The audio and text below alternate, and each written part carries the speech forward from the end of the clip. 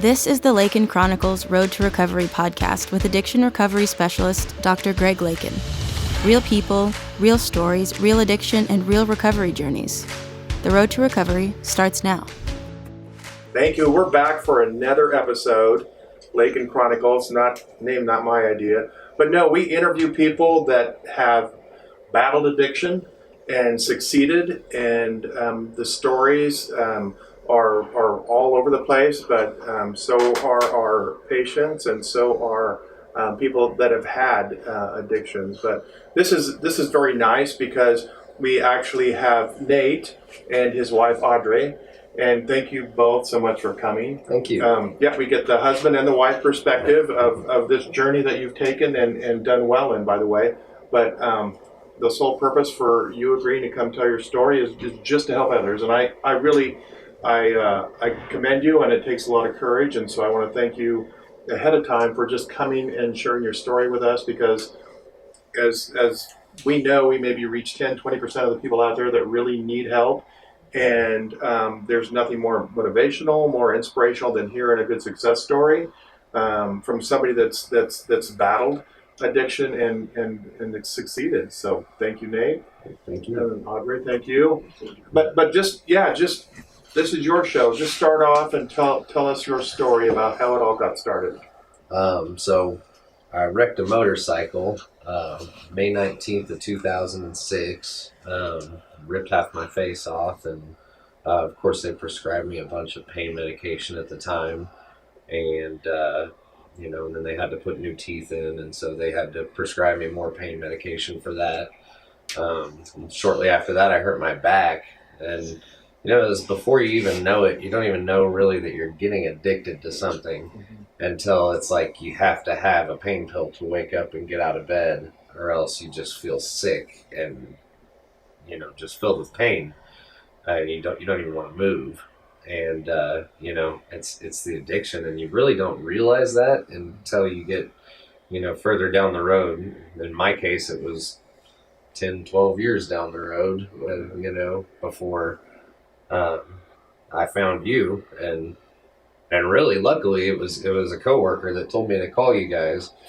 And I'll never forget, I was terrified because I knew I had to get to work the next morning, and I was going to be sick because I didn't have anything. And when I called, the lady said, "I can hear your runny nose. I know you don't feel too well." Right, She's like, "Sweetie, you need to come in as soon as possible." And I thought, gosh, she gets it. It's crazy. She understood what I was feeling and how bad it is, when you're at your worst. So yours is like many others. It started off harmless enough with an accident. Yeah. Probably one that you were lucky to survive. But a whole series of surgeries, a whole series of procedures, and probably just started off in with Lortab, Percocet, those kind of things, right? Yeah, Lortabs, and it was really Lortabs the first few years, and then when all your prescriptions run up, and you'll start buying them because you need them, you have to have them, so you start buying them on the street. And then the next person may not have Lortab. They all only have Percocets. And so you've gone up a step, and so on and so on, And pretty soon you can't find anything but Oxycontin. And I always swore I'd never do heroin, but they say that's pretty much where I was headed. I guess that's really just the next step once you've done all the pain medications, and, it turns into the cheaper thing to keep you from feeling sick, but then it just destroys your life. So and people get a tolerance fast, especially males. They get a tolerance so fast, and so there's just no stopping. You needed more, and you needed it more often. And so you got to the point where you were taking how much of what? At the very worst, I would say probably 60 to 90 milligrams of Oxycontin a day. And it's like, if I couldn't find that or get that, I knew that I could survive off of about 40 milligrams of like Lortab or Percocets. It would, I could at least do my job and be there. I didn't feel great, but I could be there. So it was about not being sick. Yeah. More often than any kind of euphoria or buzz. Maybe that quit for you, or maybe you never had I mean, did you do it for the euphoria at all, or just? I mean, I liked it. I didn't, I remember when I had wrecked my motorcycle and people were talking about how much pain I must be in. And I remember thinking, I actually feel kind of great, Yeah. Because I was on the pain medicine, but it's like, I never did it for that feeling really. It turned into keep myself from getting sick. But the feeling's great too. You that's what gets you there.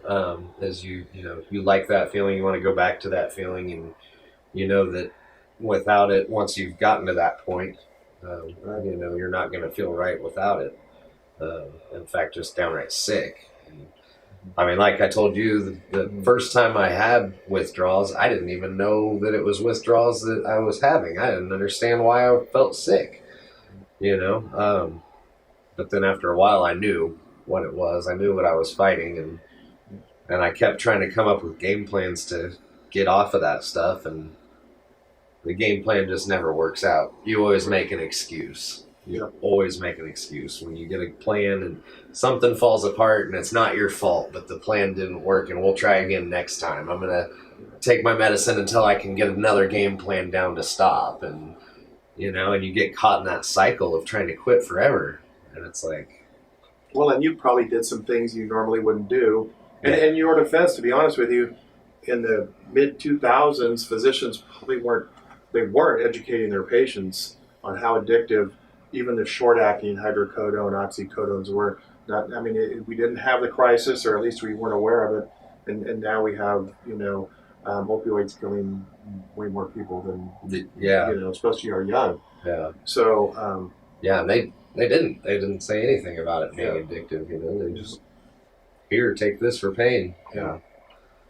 That's it. So, but you finally figured out what it was, and then did you notice that there was a whole lot of fear associated with withdrawals, a whole lot of fear, maybe more than what the real risk is, if that makes sense? Yeah. Oh yeah. Like I said, I went back and forth battling, trying to find a way to get off of it, but I was so scared of the withdrawals. I mean, and really it's a matter of several different things all at once that just make you feel terrible. And with mine, my excuse was always work. I have to go to work. I have to be able to function and smile and look happy and be happy, and I just can't do that if I'm not, taking pain medication.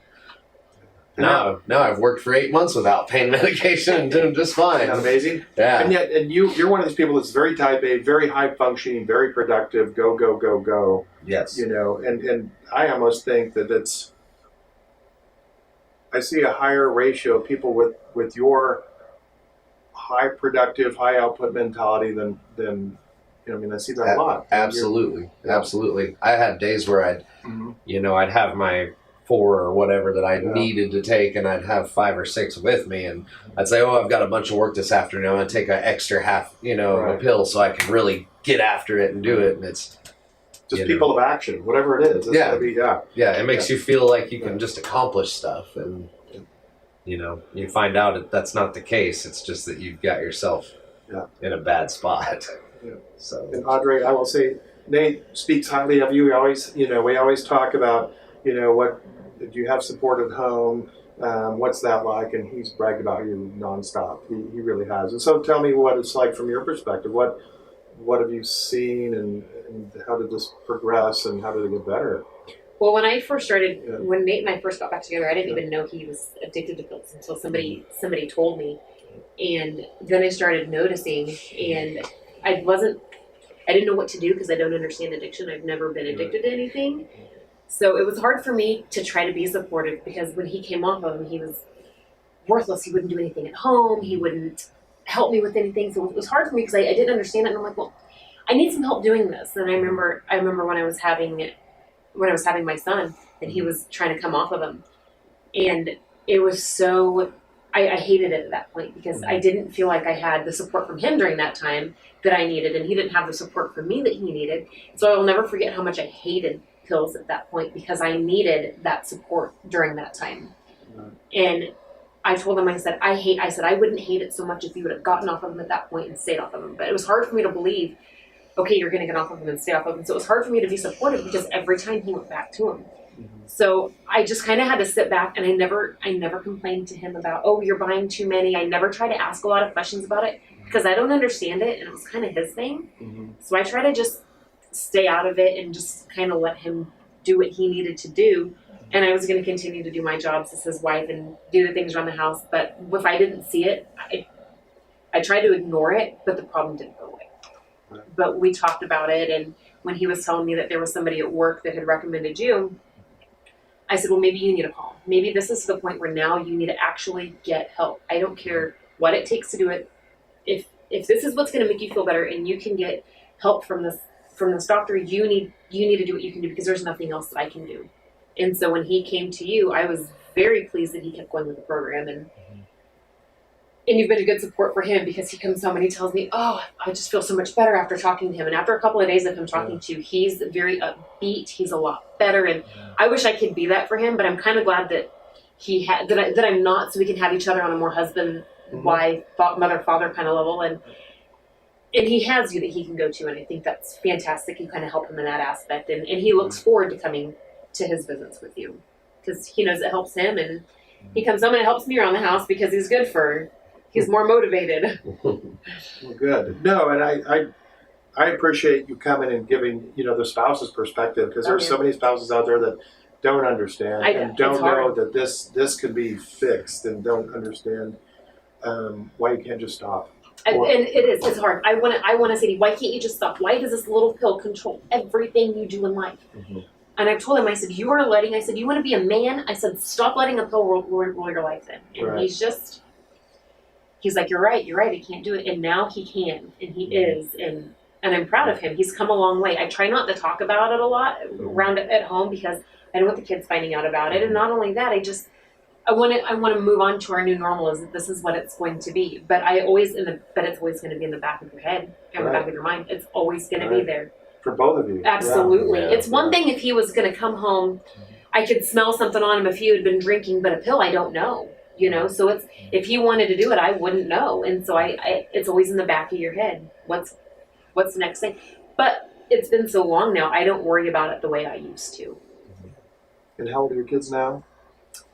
You have a 2-year-old and a 13-year-old. Got it. Yeah. So now you got to worry about having a teenager. Yeah.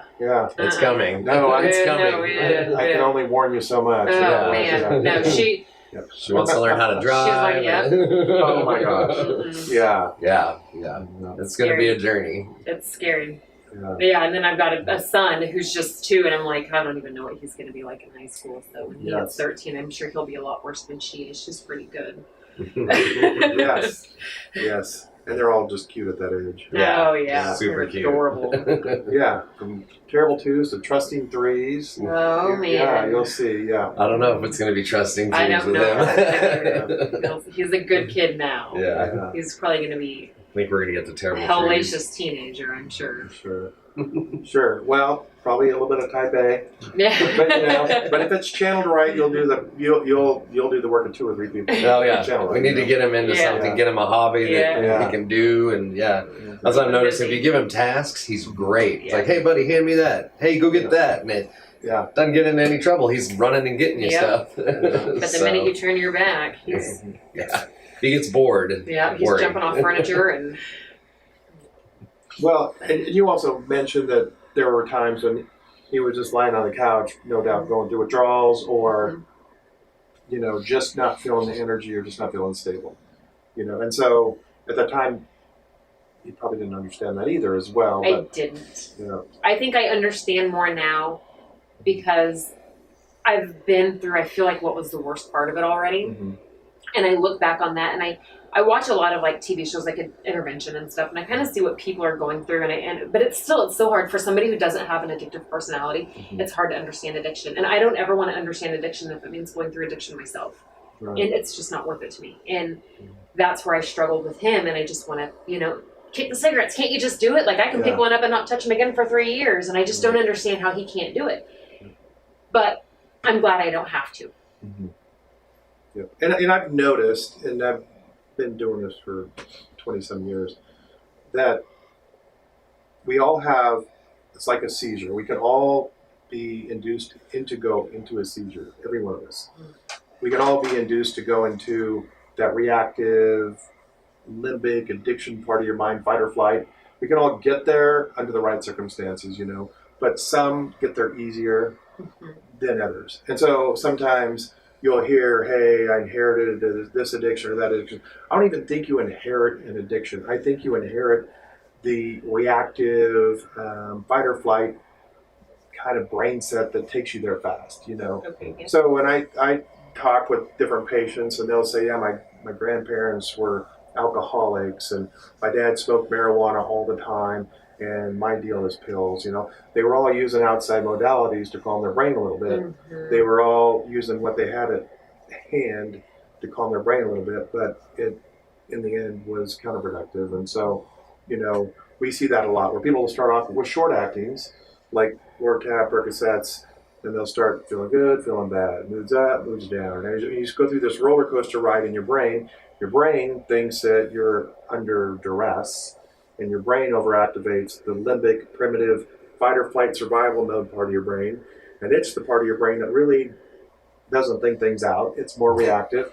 And it's just like everything's a crisis, everything's urgent, everything's life or death, even though it isn't. And so it's just about the next 10 minutes or getting through the day or anything like that. Any long-term choices are not well thought out. I had one person that was in his addiction. He says like 100 voices against one. It just gets overwhelmed, But once we stabilize the mood, really, and that's the best thing about buprenorphine is the long half-life. That part of your brain will calm back down. The neural pathway you've been reinforcing all day starts to die down, and you re-engage frontal logic again, and you're making more conscious decisions. You feel back more in control. You're thinking about the future. All those things that are higher level thinking all of a sudden come back online. And so I don't know if you've noticed that transition. I mean, it takes, but Yeah. I mean, I think I'm a lot less forgetful, and I do think things through a lot more now. I think before his thought process was it always sucked going places because I have to meet this person and get these pills. I have to do this and get my pills, and it sucked. Like even going to family functions, I have to go meet this person. I have to get pills.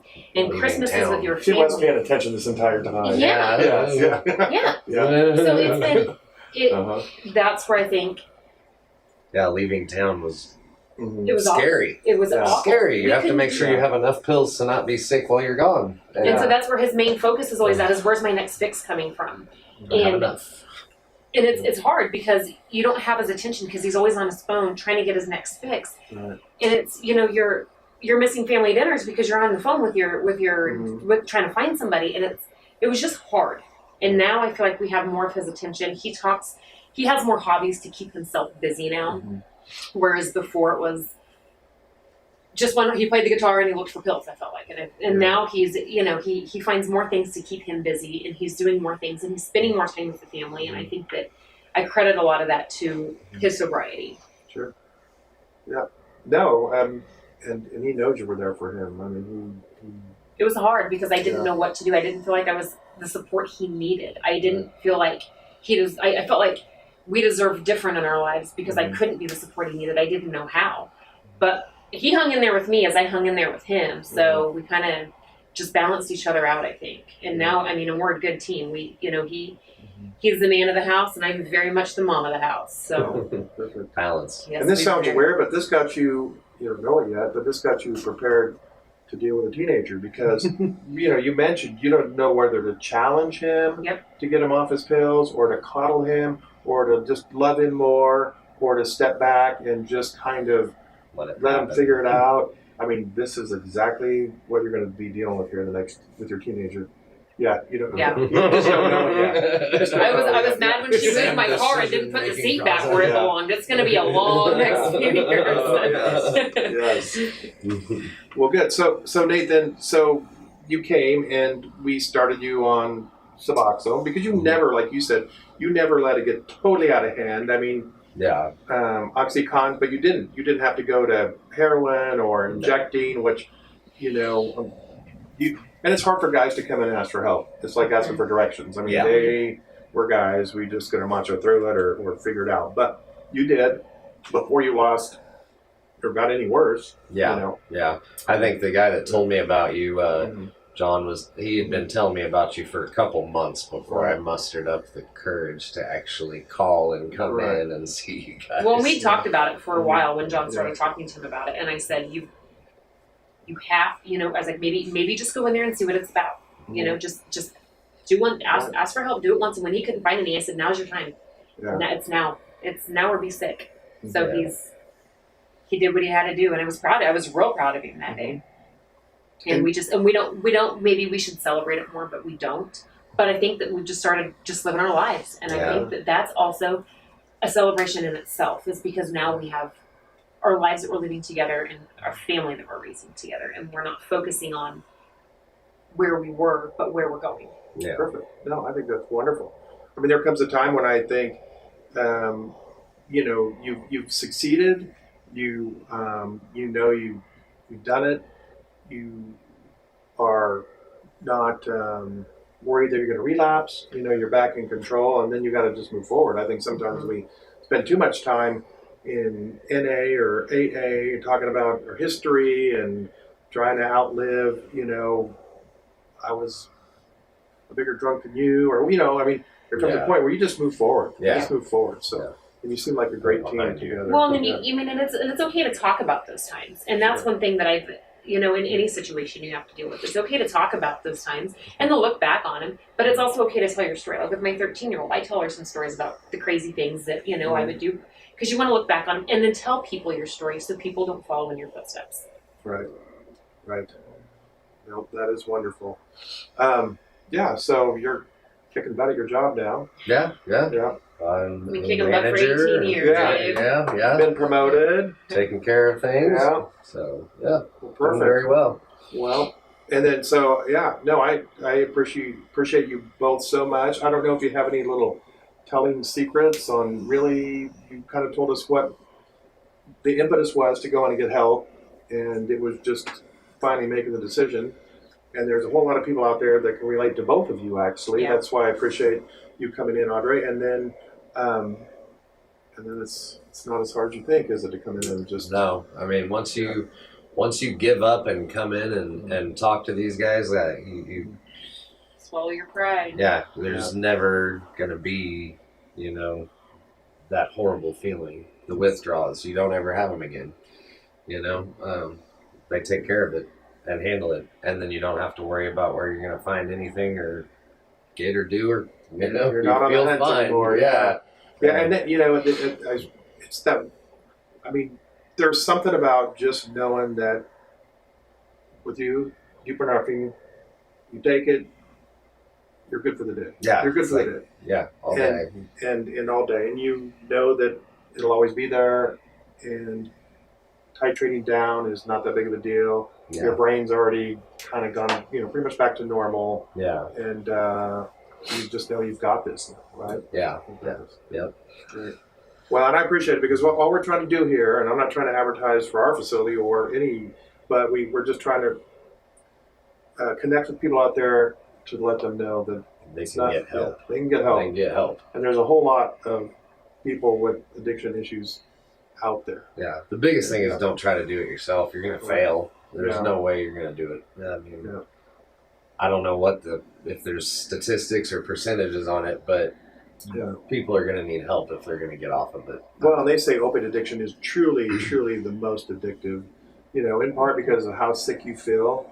It's withdrawals are not life-threatening, but you feel like you're going to die. Yeah. And then the fear that's associated with coming down and what you've done since you're in that part of your brain. Yeah. Fear is huge. Oh yeah, it's the strongest force of anything. Yeah. No matter. Well, good. All right. Well, thank you both very much. I appreciate it so much. Thank you. And I know you're going to help others through your message. I hope so. All right. Dr. Lakin is a board-certified family medicine doctor with an emphasis in addiction medicine and over 25 years of experience. For addiction recovery services in the Wichita area, please visit www.centerforchangeks.com or visit samhsa.gov for a national directory of resources and recovery centers in your area. You can also find these links in the podcast description. Thank you for listening to the Lakin Chronicles Road to Recovery podcast. And remember, you've got this.